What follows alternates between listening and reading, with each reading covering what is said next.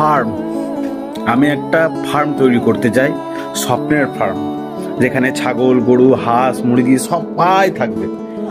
যখনই এই কথাটা কোনো সভ্য সমাজের মাঝে বলা হবে না, তখন তারা নাক সিটকে বলবে সবার ছেড়ে ফার্ম।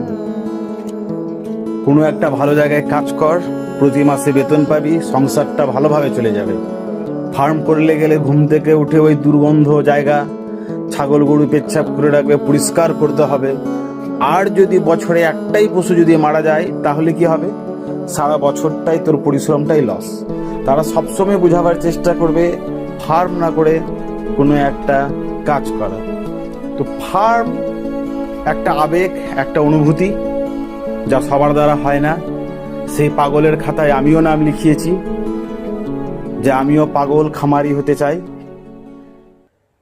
আমার জার্নি শুরু হয়েছে বহুদিন আগে, এখনো সে চলে যাচ্ছে পাগল উন্মাদ হয়ে।